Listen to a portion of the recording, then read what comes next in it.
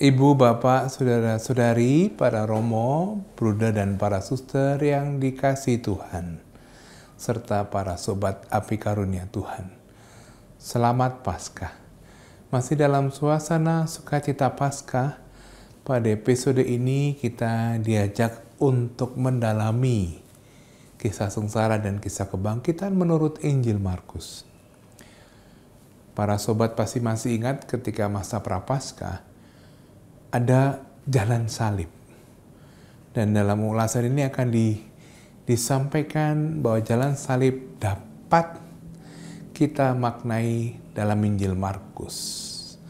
Dan yang menarik bahwa dari perhentian 1 sampai perhentian 10, ketika suasana kebencian kepada Yesus semakin memuncak, Yesus yang dibenci itu mengambil sikap untuk diam. Sementara pada perhentian 11 sampai dengan 14, justru ketika Yesus semakin pasrah dan menyerahkan diri pada kehendak Bapa, suasana di sekitar menjadi damai dan tenang. Sungguh menarik, kita akan mengikuti ulasan bagaimana sebaiknya kisah sengsara Tuhan, wafatnya di salib, dan kebangkitannya dimaknai menurut pengarang Injil Markus. Selamat mendengarkan, selamat merenungkan, dan selamat berdoa.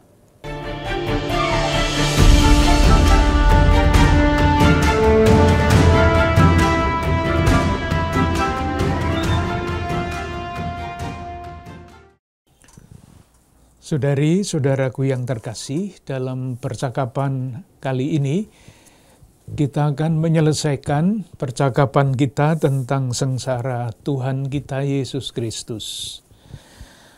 Kita sudah sebetulnya membuat kesimpulan pada awal mengapa kisah sengsara ini panjang, bukan hanya di dalam Injil Markus, tapi lebih-lebih di dalam Injil yang lain. Karena apa?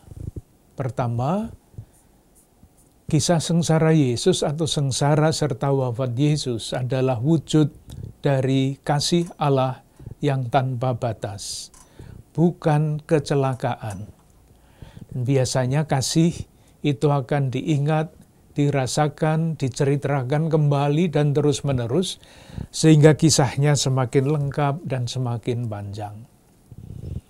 Yang kedua, sengsara Tuhan juga membantu gereja awal murid-murid Yesus untuk memberi makna kepada pengalaman mereka yang menderita karena iman. Menderita kalau tanpa alasan itu adalah sesuatu yang tidak bermakna. Tetapi kalau menderita dan penderitaan itu disatukan dengan penderitaan Kristus, lalu penderitaan itu mempunyai makna yang sangat dalam. Dan yang ketiga, tentu orang bertanya untuk apa menempuh jalan kematian seperti itu. Bodoh. Nah, melawan tanggapan-tanggapan atau pendapat seperti itu, gereja awal mengatakan bahwa memang untuk orang-orang Yahudi ini adalah kebodohan. Untuk orang-orang Yunani, kebodohan, untuk orang-orang Yahudi batu sandungan. Tetapi untuk orang-orang yang percaya kepada Kristus, wafat dan sengsara Tuhan adalah hikmat Allah. Itu sebetulnya kesimpulan kita berkaitan dengan kisah sengsara. Yang terakhir yang kita bicarakan adalah bagaimana Yesus memaknai sebagai manusia pengalaman ini. Pengalaman menderita dan akhirnya disalib. Kita sudah mengutip beberapa teks yang rasa-rasanya menunjukkan bahwa Yesus menempuh jalan ini dengan sadar, bebas, dan tahu betul apa yang akan terjadi dengan dirinya. Kisah yang pertama yang kita jelaskan adalah pengurapan yang dialami oleh Yesus di Betania. Teks yang kedua, apa yang dikatakan di dalam perjamuan malam, bahwa Anak Manusia akan pergi sesuai dengan yang sudah tertulis tentang Dia. Yang ketiga adalah kembali lagi di dalam perjamuan Tuhan, perayaan Paskah, Yesus mengatakan, inilah darahku, darah perjanjian yang ditumpahkan untuk banyak orang. Dan yang terakhir, di Taman Getsemani, Yesus mengatakan, jangan apa yang aku kehendaki, melainkan yang engkau kehendaki. Maksudnya kehendak Bapa.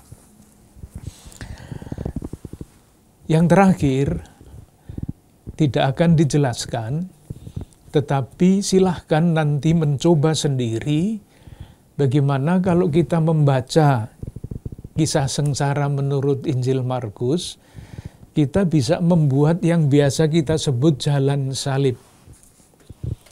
Jalan salib itu yang tradisional terdiri dari 14 pemberhentian. Nah, saya sebut pemberhentian itu sampai 14. Nanti silahkan merenungkan sendiri dengan pedoman ini. Kisah-kisah di dalam atau peristiwa-peristiwa di dalam kisah sengsara itu sebetulnya menampilkan dua tokoh utama. Tokoh yang pertama tentu saja adalah Yesus yang menjalani kisah sengsara itu. Tokoh yang kedua adalah manusia. Bagaimana di hadapan misteri rencana Allah manusia bersikap. Nah, yang namanya manusia itu isinya macam-macam. Tetapi pada dasarnya itulah watak manusia yang terungkap di dalam sikap orang-orang yang ada di dalam kisah sengsara ini terhadap Yesus. Saya sebutkan ke-14 tanda petik pemberhentian itu. Yang pertama, Yesus berhadapan dengan Yudas. Yudas adalah seorang pribadi yang mempunyai watak yang khas. Itulah salah satu watak manusia. Dalam tanda kurung, mungkinkah ada Yudas-Yudas kecil yang bersembunyi di dalam batin kita? Bisa dibaca Injil Markus bab 14 ayat 10 sampai dengan 11, bab yang sama ayat 17 sampai dengan 21, dan bab 43, ayat 43 sampai 46. Itu adalah ayat-ayat yang menampilkan, dan di belakang ayat-ayat itu dapat kita potret wajah Yudas. Stasi pertama. Stasi yang kedua adalah Yesus dengan para pengawal yang mengawal Yesus sesudah ia ditangkap. Itu ada pada bab 14 ayat 46 dan seterusnya. Atau bab 15 ayat 16 dan selanjutnya. Ini para pengawal yang mengolok-olok Yesus. Refleksinya sama, penelitian batinnya sama. Mungkinkah ada pengawal-pengawal kecil yang wataknya ada di dalam batin kita? Sementara Yesus tetap saja, Yesus adalah tokoh utama yang dengan bebas memilih jalan ini dengan sadar. Stasi yang ketiga, itu Yesus di depan mahkamah agama. Bab 14, ayat 53 sampai dengan ayat 65. Mahkamah agama terdiri dari berbagai macam unsur. Nah, ini juga apakah pribadi-pribadi yang ada di dalam mahkamah agama itu juga bisa bersembunyi di dalam batin kita. Misalnya dengan dengan kesaksian dan tuduhan-tuduhan yang palsu, suka memalsu. Adakah manusia seperti itu di dalam batin kita? Stasi yang keempat, Yesus dan Petrus, yang disebut kepala para rasul. Bab 14, ayat 50, ketika Yesus ditangkap, semua murid lari termasuk Petrus. Dan tentu kita hafal kisah Petrus yang menyangkal Yesus, bab 14 ayat 66 sampai 72. Pertanyaannya, apakah di hadapan Yesus kita bisa menemukan Petrus-Petrus kecil yang diceritakan di dalam Injil ini bersembunyi di dalam batin kita. Jadi intinya adalah tokoh utama Yesus yang merdeka, bebas, setia sampai akhir, dan berbagai macam manusia yang terwakili watak dan sikapnya di dalam orang-orang yang terlibat di dalam kisah sengsara ini. Stasi yang kelima, Yesus dengan Pilatus. Markus bab 15 ayat 1 sampai 15. Kita sudah banyak kenal tentang Pilatus yang tidak mau bertanggung jawab, melemparkan tanggung jawab karena alasan tertentu. Stasi yang keenam, Yesus dengan Barabas dan orang banyak yang berteriak-teriak untuk membebaskan Barabas. Siapa mereka itu? Atau mungkin kalau lebih dalam lagi, luka-luka rohani apa yang membuat mereka berteriak-teriak seperti itu? Atau manakah sumber kebencian yang ada di dalam diri mereka? Tokoh seperti Barabas dan orang banyak yang berteriak-teriak itu. Jadi berbagai macam pendalaman dapat kita lakukan sendiri. Stasi yang ketujuh, Yesus bersama dengan serdadu-serdadu.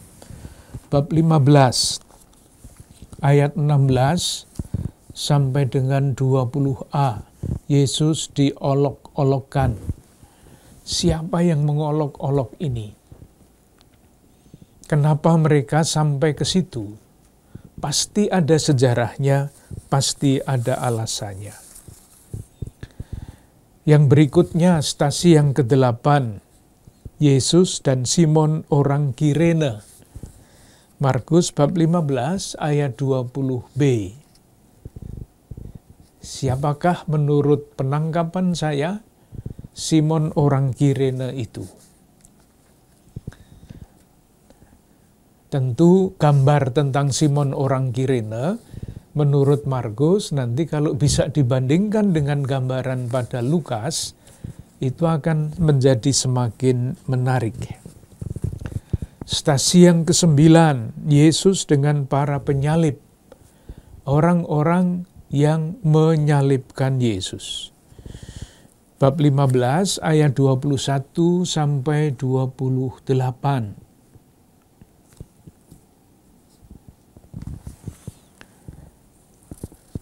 Kembali lagi, bab 10, stasi yang ke-10, Yesus dengan pengolok.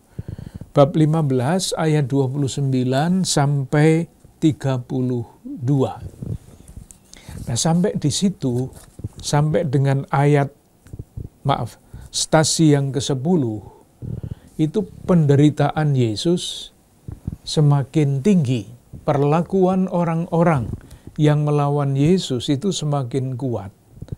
Nafsu mereka untuk membenci, untuk membunuh itu semakin tampak. Sementara yang tampil, Yesus yang tampil, itu semakin lama semakin tenang. Dia diam saja, diolok-olok, tidak membalas. Diejek, tidak membalas. Karena ketetapan hatinya. Dia tahu apa yang dia lakukan, Dia tahu apa yang dia pilih, semuanya untuk kemuliaan Bapa yang mengutusnya dan untuk keselamatan manusia. Penderitaan pun dijalani, wafat pun dijalani, karena ada makna yang akan menjadi berkat bagi manusia. Sementara manusianya yang diwakili oleh macam-macam tokoh tadi semakin beringas. Inilah kontras antara manusia Yesus dan manusia seperti kita ini. Masih ada 4 stasi yang nadanya sangat berbeda dibandingkan 10 stasi yang pertama. Stasi yang ke-11 adalah Yesus berhadapan dengan Bapa. Yesus mengutip Mazmur 22 ayat 2 yang berbunyi, ya Allahku, mengapa engkau meninggalkan aku? Teriakan seorang yang kesepian. Tetapi ini belum titik. Kalau kita membaca Mazmur, mendoakan Mazmur, kalaupun Mazmur 2 yang terucap, tetapi keseluruhan Mazmur mesti dipertimbangkan. Oleh karena itu, Mazmur 2 ayat 2 bukanlah hanya ungkapan keputusasaan atau kesendirian Yesus. Kalau dibaca misalnya dilanjutkan dengan ayat berapa? Ayat 26, lalu kita akan sampai kepada kesimpulan yang berbeda. Ini bukan teriakan merasa ditinggalkan oleh Allah, tetapi awal dari Mazmur yang berakhir dengan penyerahan diri kepada Allah. Itulah yang kita baca pada ayat 26. Karena engkau, aku memuji-muji dalam jemaah yang besar. Nasarku akan kubayar di depan mereka yang takut akan Dia. Orang yang rendah hati akan makan dan kenyang. Orang yang mencari Tuhan akan memuji-muji Dia. Biarlah hatimu hidup untuk selama-lamanya. Dan akhir dari Mazmur 22 itu ayat 32, mereka akan memberitakan keadilannya kepada bangsa yang akan lahir nanti, sebab Ia telah melakukannya. Jadi, jangan dibayangkan ini teriakan keputusasaan, tetapi dibaca dalam keseluruhan, teriakan Yesus ini adalah teriakan penyerahan, kepercayaan kepada Allah. Stasi yang ke-12, itu satu ayat, Markus bab 15 ayat 39. Waktu kepala pasukan yang berdiri berhadapan dengan Dia melihat matinya demikian, berkatalah ia, sungguh orang ini adalah Anak Allah. Nah, kepala pasukan yang seperti apa ini mengungkapkan manusia yang seperti apa. Berhadapan dengan Yesus yang mati di salib, ia sampai kepada pengakuan, sungguh orang ini adalah Anak Allah. Stasi yang ke-13, bab 15, ayat 40-41, Yesus dengan para wanita yang dekat dengan salib. Silahkan membayangkan hati dan sikap wanita-wanita yang sampai akhir mengikuti Yesus, itu mengungkapkan pribadi yang seperti apa. Ketika semua murid lari, wanita-wanita ini mengikuti Yesus sampai akhir. Dan yang terakhir adalah Markus bab 15 ayat 42 sampai 47. Peristiwa Yesus dikuburkan. Di sini muncul seorang yang bernama Yusuf dari Arimatea. Dan kemudian bersama-sama dengan Wanita-wanita itu sampai ke kubur, dibaca misalnya ayat 46, Yusuf pun membeli kain lenan. Kemudian ia menurunkan mayat Yesus dari salib dan mengapaninya dengan kain lenan itu. Lalu ia membaringkan dia di dalam kubur yang digali di dalam bukit batu. Kemudian digulingkannya sebuah batu ke pintu kubur itu. Maria Magdalena dan Maria ibu Yoses melihat di mana Yesus dibaringkan. Berakhirlah kisah sengsara. Mulai dari stasi yang ke-11 sampai dengan stasi yang ke-14, suasananya sangat berbeda. Dari stasi yang pertama sampai 10, kebencian orang, manusia semakin memuncak, sementara Yesus yang dibenci diam. Tetapi mulai stasi 11 yang mengungkapkan penyerahan diri Yesus yang total kepada Bapa, suasananya menjadi sangat tenang. Dengan demikian, kita selesai dengan kisah sengsara.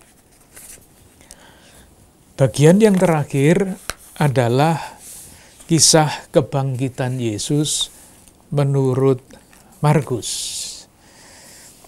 Moga-moga dapat kita selesaikan di dalam percakapan ini.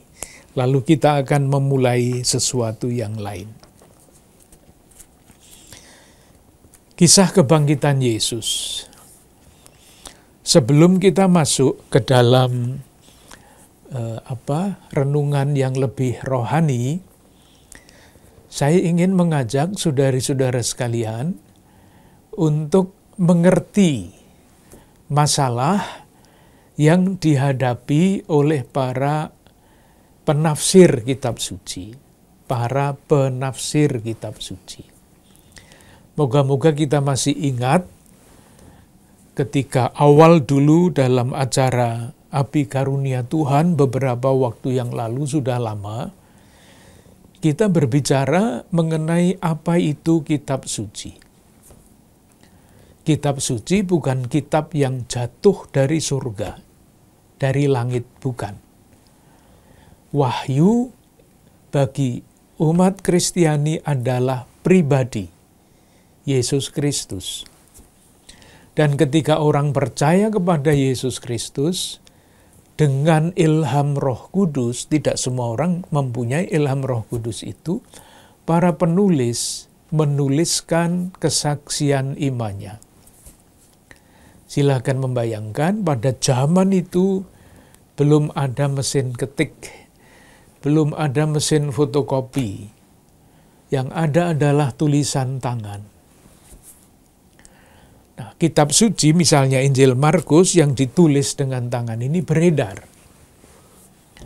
Ketika beredar, orang bisa bertanya kepada teks ini. Sudah tidak bisa lagi bertanya kepada Markus, Markusnya sudah tidak ada. Tapi teks itu disalin lagi terus berlangsung dalam waktu yang lama. Nah, misalnya ya, kita bayangkan, kalau saya membaca suatu naskah, dan saya melihat naskahnya ini kok berhenti sampai di sini, kurang. Maka saya melengkapi naskah itu. Moga-moga bisa dibayangkan. Nah, itu terjadi dengan kisah kebangkitan Yesus di dalam Injil Markus. Ada masalah tafsir. Nanti kita bedakan dengan wilayah yang lain. Wilayah tafsir ini mempersoalkan. Boleh mempersoalkan. Sebetulnya Injil Markus itu berakhir di mana? Ini ilmu tafsir ya, bukan kitab suci sebagai sabda Allah, tetapi kitab suci sebagai produk literer. Coba kita lihat. Markus bab 16 ayat 8. Ayat 8 ini panjangnya tidak normal. Dan ada sesuatu yang membuat kita bertanya-tanya. Saya baca ayat 8. Bab 16. Lalu mereka keluar dan lari meninggalkan kubur itu, sebab gentar dan dahsyat menimpa mereka. Mereka tidak mengatakan apa-apa kepada siapapun juga karena takut. Jadi mereka ini tidak mengatakan apa-apa. Nah, coba kita baca lanjutannya. Dengan singkat mereka sampaikan semua pesan itu kepada Petrus dan teman-temannya. Lah ini kan bertolak belakang. Baru saja dikatakan mereka tidak mengatakan apa-apa, belum pindah 1-2 ayat sudah dikatakan dengan singkat mereka sampaikan semua pesan itu kepada Petrus. Maka seorang penafsir yang dalam hal tafsir kitab suci seringkali disebut seorang kritikus teks, ini mempersoalkan perkara-perkara begini ini. Sekali lagi, ini ilmu, bukan masalah kitab suci sebagai kanon, sebagai ukuran iman. Maka kesimpulan para penafsir, kalau mau ambil posisi yang mudah saja, sebetulnya Injil Markus itu selesai pada bab 16 ayat 8. Tanpa tambahan yang satu alinea ini. Jadi berakhir dengan mereka tidak mengatakan apa-apa kepada siapapun juga karena takut. Titik. Injil Markus selesai. Nah, dari mana tambahan-tambahan ini? Sekali lagi secara literer. Rupa-rupanya, nah ini sekali lagi saya tidak bosan-bosan mengatakan ini ilmu tafsir. Rupa-rupanya ketika teks Injil Markus selesai di situ, bab 16 ayat 8, penyalin berikutnya, ingat tidak ada fotokopi, penyalin berikutnya merasa bahwa masa Injil kok berakhir dengan cara begini. Maka dia menambahkan satu alinea itu. Bukan Markus, tetapi penyalin Injil Markus berikutnya. Dia mengatakan begini, dengan singkat mereka sampaikan pesan itu kepada Petrus dan teman-temannya. Sesudah itu Yesus sendiri dengan perantaraan murid-muridnya memberitakan dari timur ke barat berita yang kudus dan tak terbinasakan tentang keselamatan yang kekal itu. Ini alasan sehingga warta Injil itu sampai kemana-mana. Kalau berakhir dengan tidak mengatakan apa-apapun, tidak sampai kemana-mana berita Injil itu. Moga-moga tidak membingungkan, dan kalau membingungkan lupakan saja. Ini bagian ilmu tafsir. Nah, masih ada tambahan lain lagi, ayat 9 sampai dengan ayat 20. Ceritanya sama.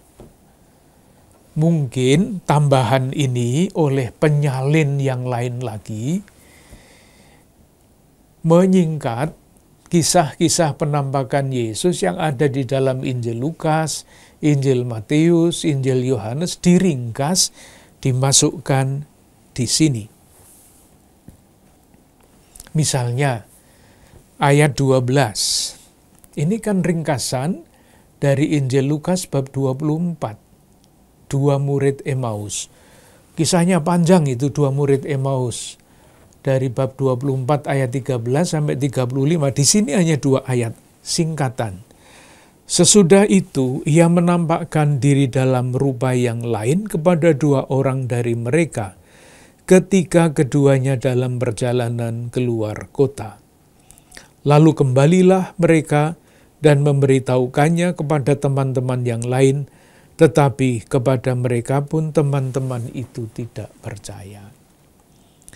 Jadi penyalin yang lain menambahkan teks itu, berpikirnya kira-kira sama. Kok penutupnya Injil Markus cuman begitu, padahal yang lain-lain itu panjang. Nah, dia berinisiatif untuk menyingkat kisah-kisah kebangkitan Yesus itu, menambahkannya di sini. Ini untuk orang yang sudah biasa membaca misalnya skripsi mahasiswa, itu mudah sekali. Melihat bahwa bahasa yang dipakai di sini itu sangat berbeda dibandingkan dengan bahasa yang dipakai oleh Markus, penulis Injil, sampai bab 16 ayat 8. Sekali lagi, kalau orang sudah biasa membaca tulisan-tulisan mahasiswa, ini kok tiba-tiba bahasanya lain, kutipan dari mana ini? Mungkin dicari-dicari, ternyata dia mengutip dari buku ini yang ditempelkan begitu saja tanpa diolah sendiri, dengan bahasa yang disesuaikan dengan bahasa di depannya. Itu masalah tafsir. Kitab suci sebagai produk sastra. Kita tidak mau masuk ke situ. Yang penting adalah seperti apapun akhiran ini, seperti apapun pendapat para ahli tafsir, kitab suci Injil Markus kanonik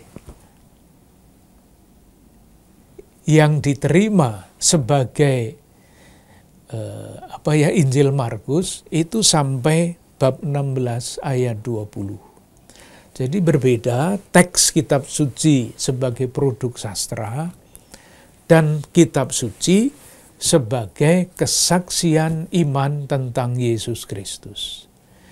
Para penafsir mengatakan secara literer Injil Markus rupanya selesai, masih hati-hati loh ya, rupanya selesai pada bab 16 ayat 8 tanpa tambahan alinea itu, tetapi dalam rangka iman diterima sampai dengan bab 16 ayat 20 sebagai ukuran iman. Itu pengantarnya. Sekarang kita masuk ke usaha kita memahami kisah yang pendek ini. Jadi kita berhenti pada bab 16 ayat 8. Pertanyaannya adalah, supaya nanti jelas jalan yang akan kita tempuh, pertanyaannya adalah mengapa ada kisah kebangkitan yang pendek dan ada kisah kebangkitan yang panjang? Kan boleh bertanya kepada kisah ini. Nah, sekarang akan dicoba dicari jawabannya. Kisah kebangkitan Yesus dalam perjalanan waktu mengalami perkembangan. Perkembangan itu dapat kita lihat, kita amati, kalau kita mempelajari teks-teks tertentu. Ada kisah yang sangat singkat, bukan berupa kisah, tetapi berupa pengakuan iman, itu sangat singkat. Ada yang lebih luas, jadi kalau sangat singkat itu 1-2 ayat. Kalau lebih luas, ya ini misalnya 8 ayat di dalam Injil Markus itu. Dan kemudian juga ada yang jauh lebih luas lagi untuk kepentingan yang berbeda-beda. Injil tertentu itu ditulis untuk jemaat tertentu, tidak pada umumnya. Maka jemaat di balik kisah itu, jemaat yang berbeda-beda itu membutuhkan kisah yang berbeda-beda juga. Moga-moga dengan contoh-contoh ini akan menjadi lebih jelas. Yang pertama, kisah yang paling singkat mengenai kebangkitan Yesus. Itu dapat kita temukan di mana? Yang paling singkat, pengakuan iman akan kebangkitan Yesus, akan Kristus yang bangkit. Silahkan lihat surat kepada orang Roma, bab 10 ayat 9. Mungkin ayat 10, ayat 9 sampai 10. Perhatikan, ini rumus pengakuan iman akan Kristus yang bangkit. Paling awal. Sebab jika kamu mengaku dengan mulutmu bahwa Yesus adalah Tuhan, dan percaya dalam hatimu bahwa Allah telah membangkitkan Dia dari antara orang mati, maka kamu akan diselamatkan. Karena dengan hati orang percaya dan dibenarkan, dan dengan mulut orang mengaku dan diselamatkan. Ini rumusan sangat pendek. Belum ada kisah. Belum ada kisah kebangkitan, tetapi ada pengakuan iman. Rumusannya pendek. Itu rupa-rupanya bahan yang paling awal. Ada yang sudah lebih panjang. Surat kepada orang Korintus yang pertama, 1 Korintus bab 15, ayat 3 sampai 7. Ini masih termasuk yang kategori yang pertama, yang singkat. Singkat tetapi sudah lebih panjang. Ayat 3. Sebab yang sangat penting telah kusampaikan kepadamu. Nah, sekarang yang sangat penting itu apa? Yaitu, apa yang telah kuterima sendiri, ialah bahwa Kristus telah mati karena dosa-dosa kita sesuai dengan kitab suci. Bahwa Ia telah dikuburkan, dan bahwa Ia telah dibangkitkan pada hari yang ketiga sesuai dengan kitab suci. Ini wafat dan kebangkitan. Sudah ada tambahannya, yaitu penampakan. Bahwa Ia telah menampakkan diri kepada Kefas dan kemudian kepada ke-12 muridnya. Sesudah itu Ia menampakkan diri kepada lebih dari 500 saudara sekaligus. Jadi sudah tambah lagi wafat, kebangkitan, dan penampakan. Itu adalah rumus-rumus yang paling singkat, paling awal, yang berkaitan dengan wafat dan kebangkitan Tuhan. Kalau masih mau mencek lagi teks yang lain, Kisah Para Rasul, bab 2 ayat 22 sampai dengan 36. Nanti silahkan lihat sendiri. Itu katekese paling awal. Nah, terus berkembang kemana?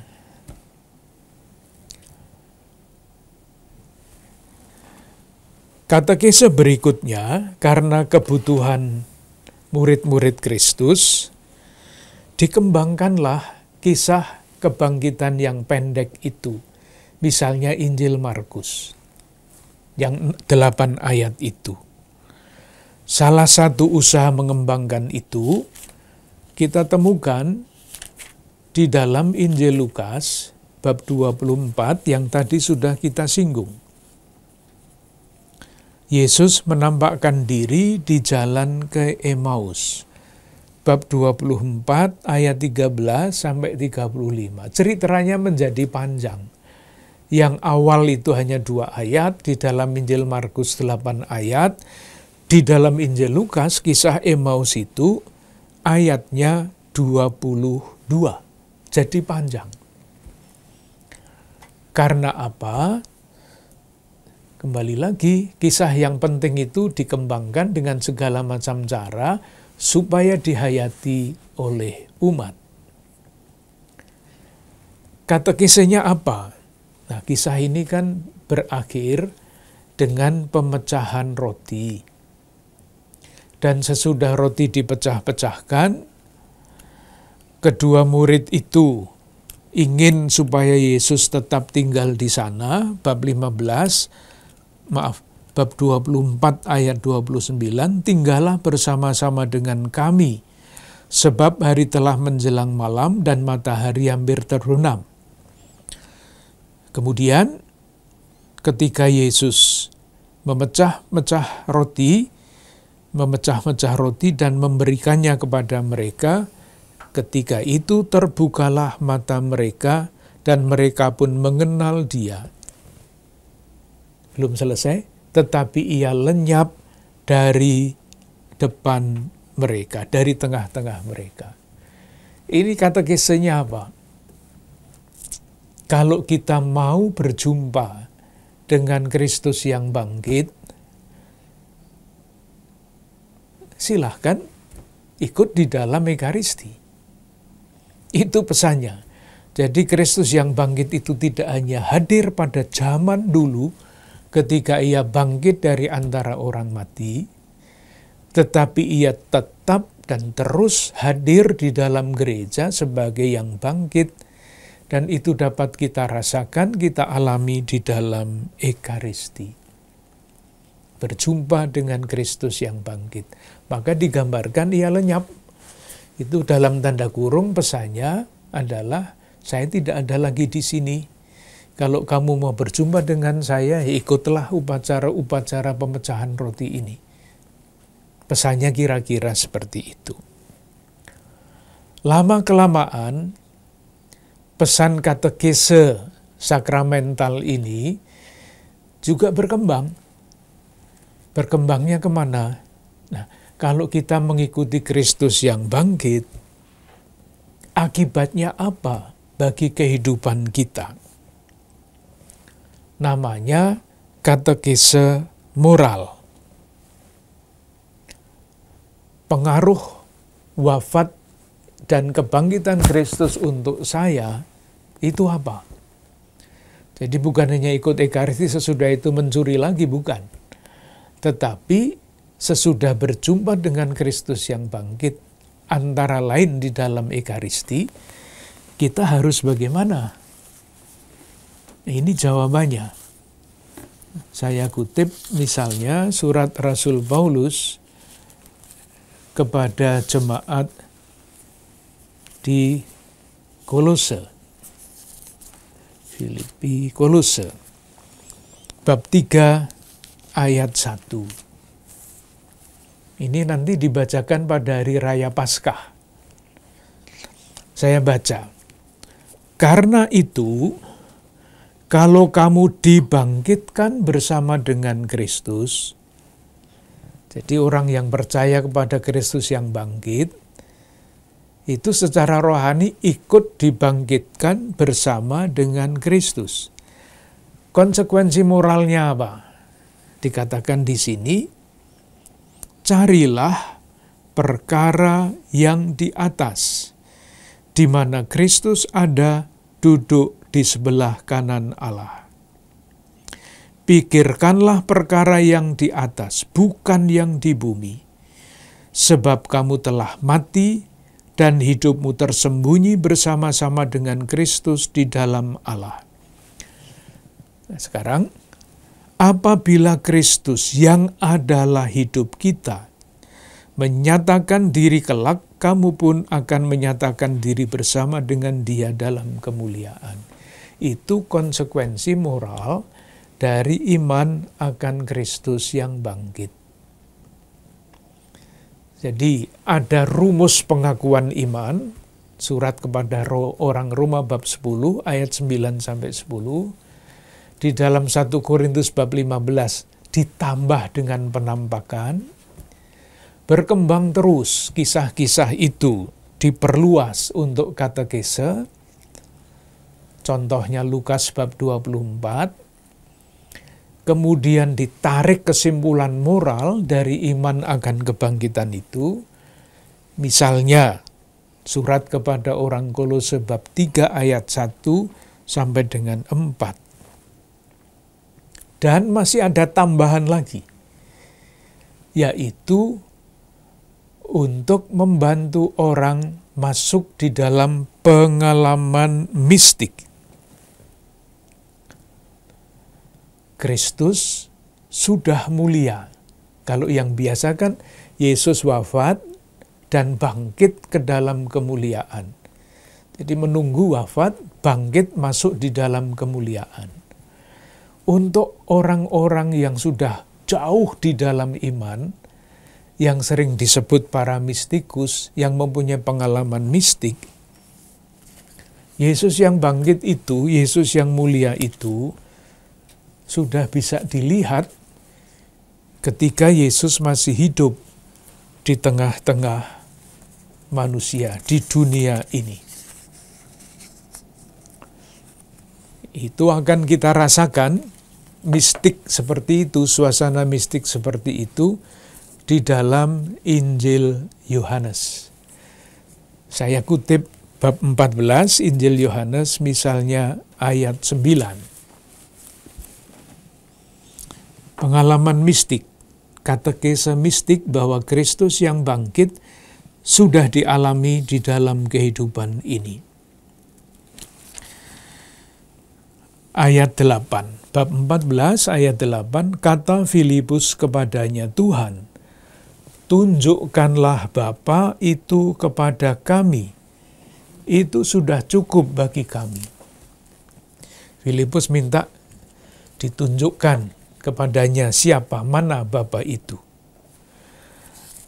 Lalu kata Yesus kepadanya, telah sekian lama aku bersama-sama dengan kamu Filipus, namun engkau tidak mengenal aku. Sekarang, barang siapa telah melihat aku, ia telah melihat Bapa. Bagaimana engkau berkata, tunjukkanlah Bapa itu kepada kami? Tidak percayakah engkau bahwa aku di dalam Bapa dan Bapa di dalam aku? Apa yang aku katakan kepadamu tidak aku katakan dari diriku sendiri, tetapi Bapa yang diam di dalam aku, dialah yang melakukan pekerjaannya. Percayalah kepadaku bahwa aku di dalam Bapa dan Bapa di dalam aku.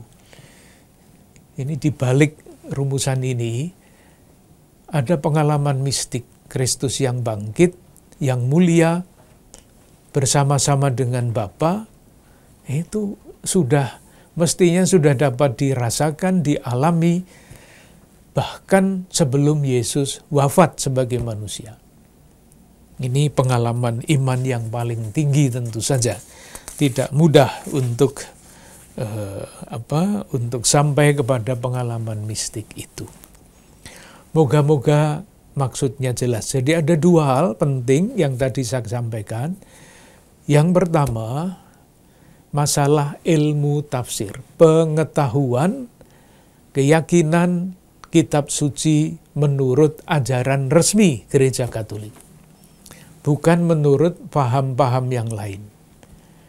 Sebagai produk literer, Injil Markus selesai pada bab 16 ayat 8. Tetapi sebagai kitab suci, sebagai ukuran iman, yang dinyatakan resmi oleh gereja, ya diakui sampai bab 16 ayat 20. Dua hal yang berbeda. Yang kedua, yang saya coba jelaskan adalah bagaimana kisah atau warta tentang Kristus yang bangkit itu berkembang. Mulai dari pengakuan iman yang sangat pendek, semakin panjang sedikit, termasuk di dalam Injil Markus itu kan sudah lumayan, 8 ayat. Sudah ada kisah penampakan. Dan penampakannya juga diceritakan kepada siapa. Yang di dalam 1 Korintus tadi kan yang diceritakannya penampakan kepada ke-12 rasul, yang terakhir kepada Paulus. Markus sudah bercerita tentang penampakan yang lain. Lalu berkembanglah untuk kepentingan katekese. Contoh Lukas bab 24, panjang, 22 ayat. Kemudian berkembang juga konsekuensi etis dari iman akan Kristus yang bangkit. Nah, sekarang kita lihat yang bagian yang ketiga, yang terakhir, itu pesan apa yang dapat kita tarik dari bab 16 ayat 1 sampai 8. Markus bab 16 ayat 1 sampai 8. Pendek-pendek saja. Yang pertama,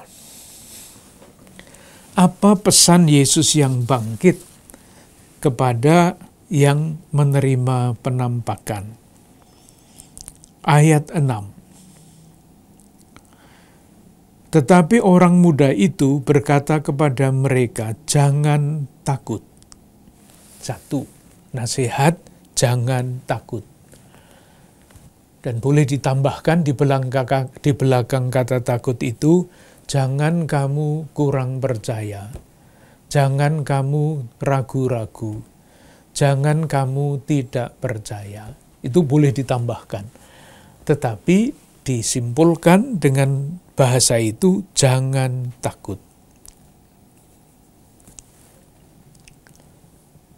Maksudnya, mulai sekarang jangan takut-takut lagi untuk menghayati iman kalian. Jangan takut-takut lagi, jangan ragu-ragu lagi, jangan kurang percaya akan Kristus yang bangkit. Itu yang pertama. Jadi harapannya, watak-watak atau sikap-sikap yang ditunjukkan selama Yesus masih hidup bersama mereka, ragu-ragu, kurang percaya, itu sudah selesai masanya. Kita mesti yakin, tidak takut. Yang kedua, masih ayat 6 bagian berikutnya, kamu mencari Yesus orang Nazaret yang disalibkan itu, ia telah bangkit. Dengan demikian, pesannya adalah kematian Yesus itu bukan saat terakhir dari Yesus. Bukanlah yang periode terakhir. Kematian bagi Yesus adalah peralihan. Ia sekarang bangkit, hadir di dalam gereja di antara orang yang percaya dengan kehadiran yang berbeda. Ada satu hal menarik yang tidak bisa kita simpulkan kalau kita membaca teks bahasa Indonesia. Kita semua tahu teks kitab suci kita ini aslinya bahasa Yunani. Dan konstruksi bahasa Yunani itu berbeda dengan bahasa Indonesia. Jadi misalnya, kalau saya bercerita tentang masa lampau, kita tidak mengubah kata. Misalnya, saya dulu pernah melihat. Dulu pernah melihat. Jadi melihatnya itu kan dulu. Tetapi waktu yang dipakai itu ya waktu zaman dulu.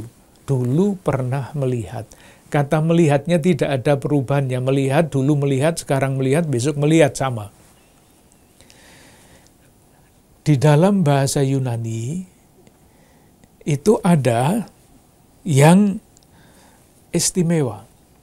Jadi ada kalimat yang menceritakan peristiwa zaman dulu, tetapi bentuk katanya itu sekarang.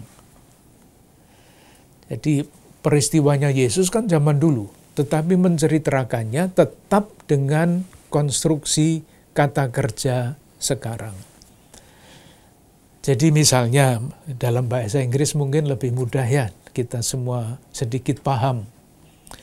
Kalau dulu Yesus berkata, Jesus said, pakai S-A-I-D, itu menunjukkan zaman dulu.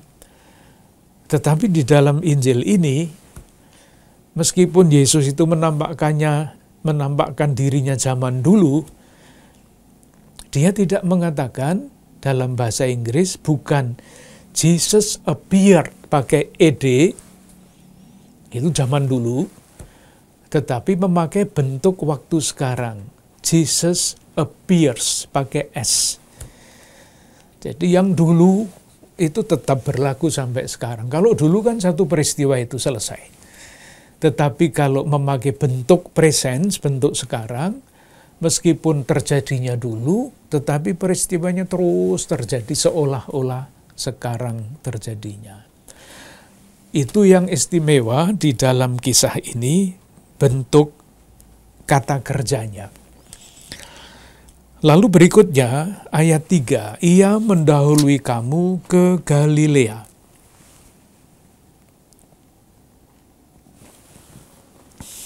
Maaf, ayat 7. Ia tidak ada di sini, lihat, inilah tempat mereka membaringkan. Tetapi sekarang pergilah, katakanlah kepada murid-muridnya dan kepada Petrus, ia mendahului kamu ke Galilea. Kenapa ke Galilea? Alasannya bisa diterka dengan sederhana. Yesus dulu mulai karya di mana? Tidak di Yerusalem. Yesus mulai karyanya di Galilea, pelan-pelan turun sampai berakhir di Yerusalem.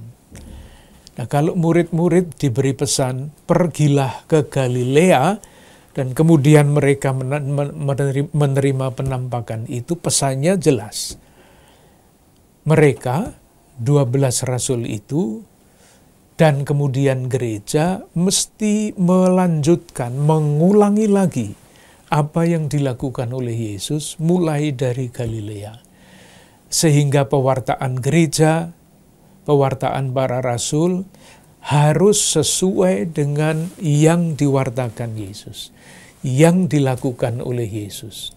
Paralel, Yesus mulai di Galilea, gereja mulai dari Galilea sampai akhir zaman, sampai seluruh dunia mengenal Kristus. Yang terakhir, dikatakan tadi bahwa Yesus itu bangkitnya tidak zaman dulu. Yesus bangkit sekarang dan datang ke Galilea. Itu konsekuensinya apa untuk kita? Kita bertanya sebagai orang beriman. Tadinya Kristus itu Kristus itu menyatakan diri yang sudah dibangkitkan dan hadir. Pertanyaannya, di mana Kristus yang hadir dan bangkit, yang bangkit dan hadir itu dapat ditemui? Lukas sudah membantu kita, ya ditemuinya di dalam perayaan Ekaristi.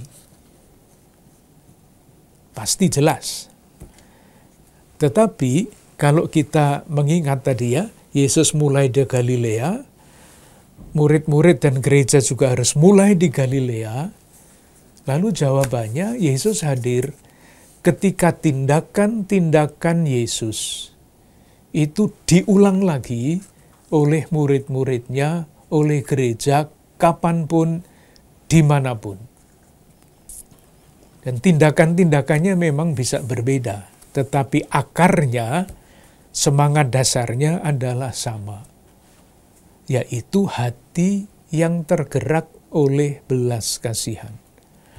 Ketika sekarang, dimanapun, pada masa apapun, hati orang tergerak oleh belas kasihan dan melakukan sesuatu seperti yang dilakukan oleh Yesus, disitulah Yesus yang bangkit dapat ditemui dan dapat dirasakan kehadirannya. Moga-moga jelas, Yesus hadir dan datang. Kapan Yesus datang? Yaitu kalau ada orang yang seperti Yesus, hatinya tergerak, berpihak, itulah kedatangan Yesus. Maka tidak heran kalau misionaris Belanda yang awal dulu, salah satunya Romo van Lith, kita kenal pada abad awal abad ke-20, beliau mendirikan sekolah pendidikan guru. Cita-citanya apa? Supaya murid-murid ini dengan pendampingan tentu sekolah intelektual, tetapi juga dengan pendampingan rohani, rumusannya adalah menjadi Kristus kecil pada zamannya. Yaitu Kristus yang datang. Datangnya tidak sekedar lewat mukjizat 5 roti 2 ikan. Mukjizatnya atau datangnya juga lewat pendidikan. Ketika orang mempunyai akses yang semakin lebar untuk pendidikan, Yesus ada di situ. Ketika orang dapat mendapatkan akses ekonomi yang lebih leluasa, Yesus ada di situ.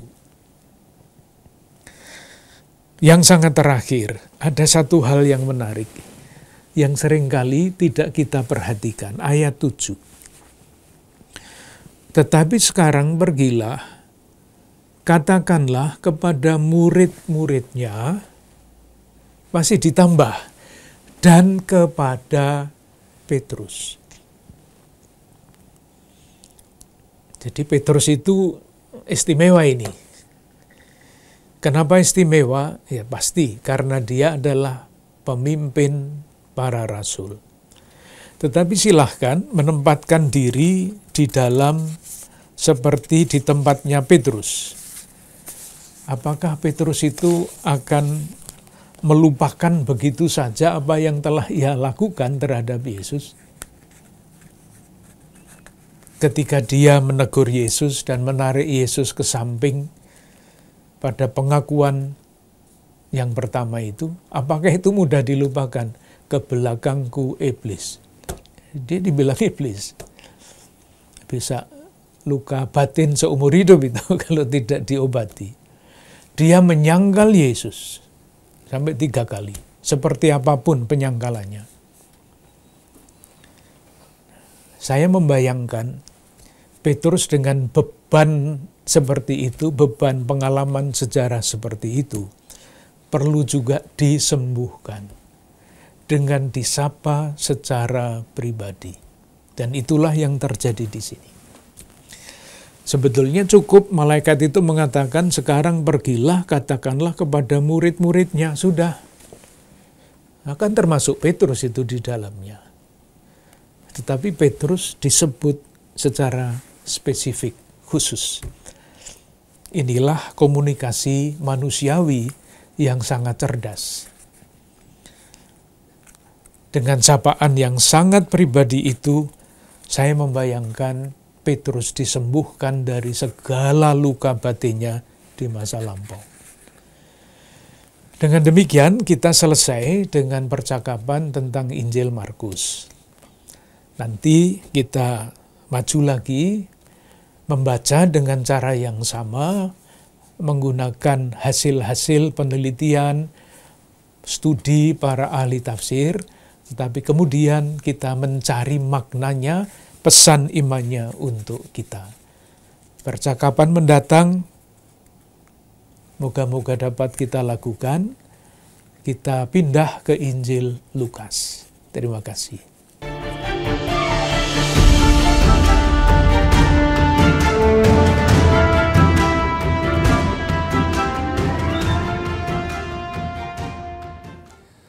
Saudari-saudara, para sobat api karunia Tuhan, pengarang Injil Markus menekankan bahwa penderitaan Tuhan Yesus sendiri dijalani oleh Tuhan sebagai pengalaman manusiawi dan dijalaninya sampai total karena ketaatan kepada Bapa. Yesus sendiri memaknai pengalaman manusiawinya juga sebagai Tuhan. Kisah sengsara dalam Injil Markus sungguh berguna saat itu untuk gereja perdana, membantu gereja perdana menghayati kehidupan sehari-hari, khususnya dalam masa-masa sulit dan penderitaan, bahwa masa-masa itu pun punya makna bagi iman. Hal ini tentu meneguhkan hidup kita juga untuk memaknai perjalanan hidup kita bersama Tuhan yang bangkit dan jaya. Kita mohon berkat Tuhan untuk perjalanan hidup kita selanjutnya. Semoga Allah yang Maha Kasih mencurahkan berkat kasih setianya dan perlindungannya bagi Anda sekalian, Bapa, Putra, dan Roh Kudus. Amin. Terima kasih. Sampai jumpa.